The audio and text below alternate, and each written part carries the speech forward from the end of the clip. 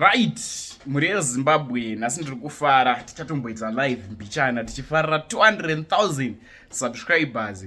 Aiwa tasvitsa taingoti please subscribe before the month end. Aiwa tabva tagara. Muri Zimbabwe update yandinayo first update ndofunga mukuona ndiri kusimba. Makota ari kubika. Muri Zimbabwe first update yandinayo update iyo yechitunha chakaramwirwa Mapurisa ipamachipisa paya paya. Zvakambofamba seiko kusvika pakuti Mapurisa aramwirwe chitunha. Mapurisa akarova window kombi ichifamba zvakakonzera kuti varove mutyairi aityira mota iyi akafira ipapo.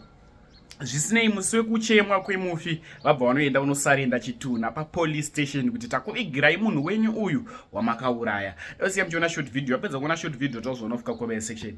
Nyaya iyi unoiona sei? That will be the first update.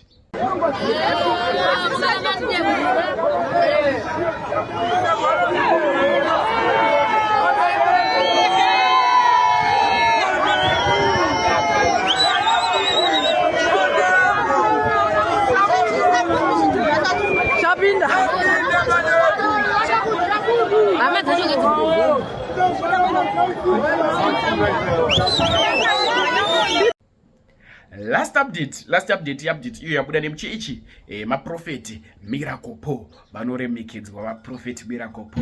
Kana wafunga kubatsirwa wana uchida zambuko manya kuchechi kwa Prophet Miracle Po. Zvaizvezvi ndova nechimuti sofa. Much love. Makadi wasikana ndinotsimba Prophet makadi yenyu inofara kwakamira sei kwa munobva? Kwandinobva kuna kumira zvakanaka. Chii chiri kuitika? What's your story? Ndaneta nekungorohwa chero pandasvika. Prophet, wherever I go, I get beaten. Mururohwa nevanhu here kana mururohwa nei? Kurohwa nevanhu. Yeah, wherever I go, I get beaten by people. You are not telling me the whole story. You are telling me short.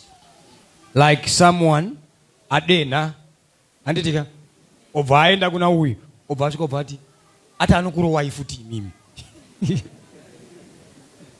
Hallelujah. Instead now kuenda kuna uyu utaura kuti aiwa ndanetsana neuyu yai mutidii mutiyananise wakusvika uchitaura kuti andirohwa but abva ataura kuti kana iwewo futi kana uchida kuya ndakukuchidzira upi manje. Saka anowe confused.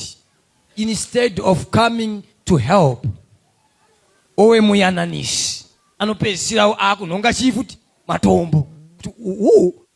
Saka you are not telling me the truth.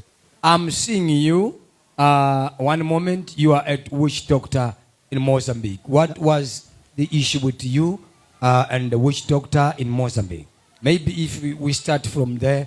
Pano ndaona kuti hamuna kutaura chokwadi, asi ndiri kuona zvekare ndambokuonai maenda kuMozambique pang'anga. Maybe tikatangira ipapo panauye kuMozambique yeng'anga yetinogona kubatsirana mune zvakanaka. Zvakamira sei pamakamboendawo kuMozambique? Mambosvikawo Mozambique here imi? Ichokwadi Prophet. Imba yangu yekutanga yakaparara. Ndobva ndasarudza nzira yechihure. Saka ndichinohura kudaro ndakafurirana neshamwari yangu kuti handei tinosimbisa basa redu rechihure. Bva ndaenda kuMozambique. Bva ndanopiwa mushonga, bva ndanochekwa nyora. Saka zvakambotifambei kwemwedzi mishoma. Saka kubva musi 11 May gore rakapera. Ndobva ndangatanga kungoti chero ndakasvika mubhava ndikatorana nemunhu. Wasotaura chokwadi manje. True man of God. Aigona ngondiri kungorohwa ataura nyaya yako zvakadi zvakanaka. Yes, hallelujah. Wasotaura manje. Yes. Aigona ngoti ndingorohwa aiwa ko vanhu vangangomuka kungorohwa munhu asina chaaita here. Nyatsotaura iwe zvawakaita namafambiro ako awakadi. Kutaura kwemunhu anodena munokuziva kwekuti akasvika akadena uyu akarohwa anobva aenda kuna idzi obva andirohwa but ataura kuti kana iwewo futi uya. Taurai ndakakanganisa. Ndakaenda ndikati. Ndo pazvakashatira papi? Apa. Tibatsirewo navamwe vangade kuzotora nzira ipi? Iyoyo. Vazive kuti nzira iyi zvingambofamba. Sekutaura kwawaita kuti aiwa ndakambonanzva hangu but mashakaidzirwa achaita. Inyora here dzakazara. Inyora Prophet zvokuti dzikatanga kuvava ndinorohwa musi iwoyo. Idzo nyora dzakadai idzi ukuona mukuriro wadzakaita. Ungatibvumidzewo here kuti vana mai vambonoona nyora idzi? Viewings. Vamboona vana mai vazive kuti zvinhu zvakashata. Amen. Tichakumbira vana mai endai nayo kuladies. Vanoda kuona vana mai for the purpose of learning. Manya inai. Ndai munoona. So that mangwana ukazozinzwa zvichitaurwa unongoziva kuti hazvisiba zvinhu zvekungodi izvi. Zviri kutoitika mukurarama kwedu uye zvichitobara matambudziko. Kunyanya vana vadiki ivava muinawa. Ivava ndo vanozoexperimenta zvinhu zvisina basa. Mangwana ndo vanoexperimenta zvinhu zvisina chi. Magurupu mavari vachiudzana kuti ukadai zvinodai, ukadai zvinodai. Ngavabva vadzidza kuti akazonzwa mangwana anoti ndakambozviona izvi. Haisi nzira yakanaka ipi? Iyoyi vabva vaziva. Chinhu chinonzi nyora musazochijairira. Haikona kungobvuma kutemwa nyora pese pese. Zvinhu izvi zvinowanza kuitika mumafamilies mekuti unonzi uyai kunyanya holiday dzatatarisa idzodzi idzi ndopamunonzi uyai mosvika mozvakaidzwa nyora kuyakwe. Zvimwe zvacho zvichazokunetsai mangwana. Taona. Maonei. Taona kuchekwa ndofunga dzichichekwa nebanga idzo. Taona vakachekwa kumusoro kwezvityo. Ukadzika black izvi. Mataura chokwadi. Ndaona vakachekwa muzvika masaidi ese. Mudzidze mangwana ndimi muchazonzi tiri kutema nyora iyi kuti njuzi isvike pauri. Uchenjere kuti kurohwa kuri kuuya kuswera mangwana. Taona profeti musikana akachekwa zveshuwa. Ndaona uku kunenge kune 3 masaidzi ese black zvokuti dzatova nemakore idzodzo. Vanasikana muri pano. Zvinhu zvamuri kutakudzwa nhasi izvi muchinzi manjuzu zvichakuchemedzai mangwana. Zvinhu zvamuri kutakudzwa nhasi zvichakudii? Zvakaitika pauya hazvisine zuro. Zvana makore zvadii? Pese paangomira chete bama. Pese paangomira chete. Ndichobva kumusha nezuro ndakatorohwa futi profeti. Wakashakaidzwa sori.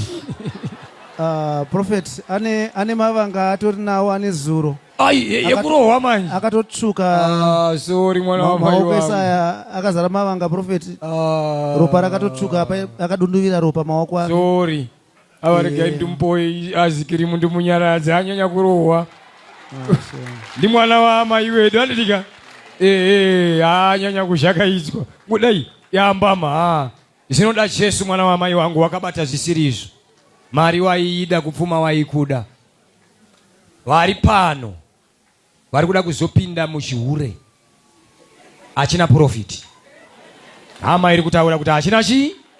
Ona iwo inini zvangu murombo ndaakutomupawo kuti azodya aizikirimu.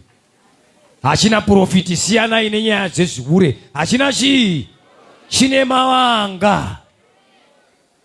Hanzi fesi yakatotsvuka iyi. Uno expire. Saka waka expire. Shonga wakadii? Waka expire. Ndira kuti uti Mwari ndakatadza. Ndiregerere ivo. Ndakabata nekusaziva. Ndikaipa zvikuru kwazvo pamberi penyu Jesu. Pasi nekudenga ndakawe muipi. Ndinoda kuti mundisunungurewo nhasi. Ndazvikanda pamusoro pamufundisi. Kuti andinyengetererewo. Kuti andikumbirirewo. Kuipa kwangu kukanganwiwe. Imi makati chero ane zvivi zvakatsvuka. Ngaauye kwandiri ndigozvichenesa. Nhasi ndiri pano kukumbira kucheneswa kwezvivi zvangu. Mwari chindizadzikisai pakushota kwose. Nyasha dzenyu dzifambe neni kubva nhasi. Mweya wenyu afeme mandiri. Ndirarame ndiri munhu anokutyai. Ndakanyengerwa nenyika ino ndikaipa pamaziso enyu. Ndakanzwa kukara mari ndikashata pamaziso enyu. Zvakanga zvisingafanirwe kuwa pamuviri wangu. Zvakawepo nekuda kwekukara. Zvakawepo nekuda kwekusagutsikana. Jehovha wekudenga ndinzwire nyasha.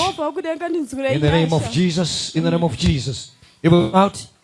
In the name of Jesus, I set you free. Power. In the name of Jesus. In the name of Jesus. Be free. Be free. Be free. Be free. Thank you, Jesus. Amen.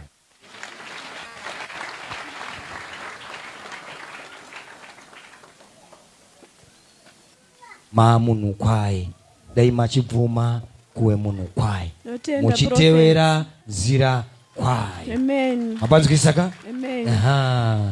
Maita basa. Vanhu vanogona kurarama vasina kupfewa. Amen. Ndatokupai mari itapfewa here? Kwete prophet. Jesu mazviona. Saka Jesu anogona kutokuraramisai. Zvatoitika panapa izvozvi. Jesu anogona kutokuraramisai upenyu hwese. Musina kana kupfewa. Mwari anogona kuita take care of you. Amen. Mapanzwisaka mwana wamai wangu. Amen. Ndinowimba kuti ukabva pano uchatendeuka, uchatenda, uchatevera vhangeri ya Mwari. Amen. Inda kununura usasadzoka kupawa. Tatenda prophet. Zvakanaka.